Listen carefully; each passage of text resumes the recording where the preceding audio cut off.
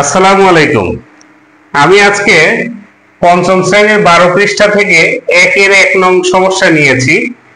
এটি একটি গাণিতিক সমস্যা, অর্থাৎ এটা একটা সরল অঙ্ক।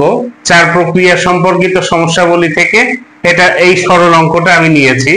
তো এখানে দেখো 6-56-40, এটাকে প্রথম বন্ধনীতে আবদ্ধ করা আছে, মাঝখানে ভাগ চিহ্ন, আবার প্রথম বন্ধনী 2 × 4 + 5। তো এই সমস্যাটা করার আগে আমি সরল অঙ্কের কিছু ছোট ছোট টিপস আমি তোমাদেরকে একটু স্মরণ করিয়ে দিতে চাই। সেটা হলো, তোমাদের নিশ্চয়ই মনে আছে যে সরল অঙ্কে বাম থেকে ডানে হিসাব করতে হয়। আমরা বাম থেকে ডানে হিসাব করব।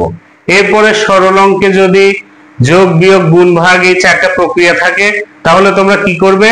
সবার প্রথমে ভাগের কাজ করবে, তাই না? এরপরে গুণ, তারপরে যোগ এবং সবার শেষে বিয়োগের কাজ করবে।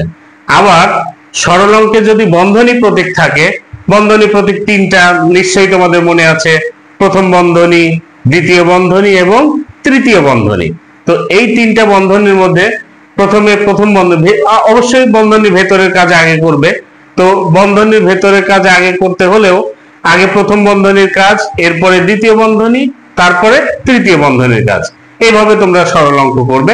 তো এখানে একটাই বন্ধনী ব্যবহার করা হয়েছে, সেটা হলো প্রথম বন্ধনী। তো আমরা নিশ্চয়ই বন্ধনীর ভেতরের কাজ আগে করব। এখানে প্রথম বন্ধনী হলো এইটুকু, আর এখানে প্রথম বন্ধনীর ভেতরে আছে 2 × 4। আমরা এই দুইটা কাজ, প্রথম বন্ধনীর ভেতরের অংশের কাজ আগে করব। তো যেটা কাজ আমরা করব না সেটা আগে লিখে নিব।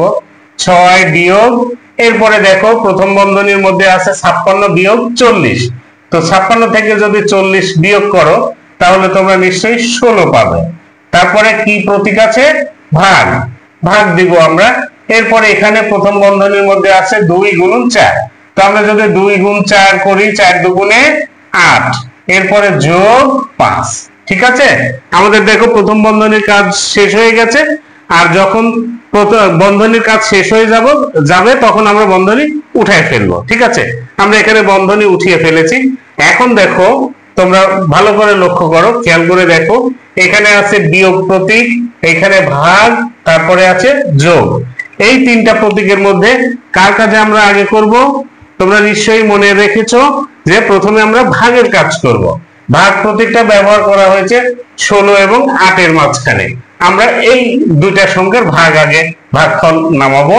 তো 6 বিয়োগ, এটা আমরা লিখে নেই।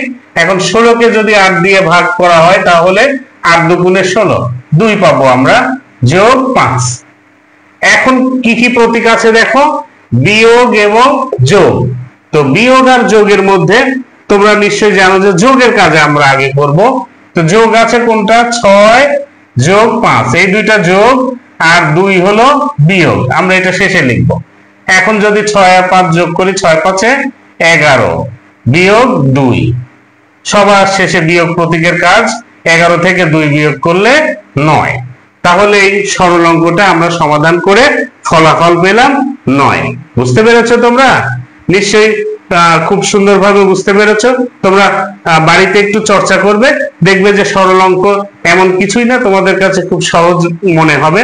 আমি খুব সহজভাবেই উপস্থাপন করে তোমাদেরকে বুঝিয়ে দিয়েছি। তো ভালো থেকো সবাই, আল্লাহ হাফেজ।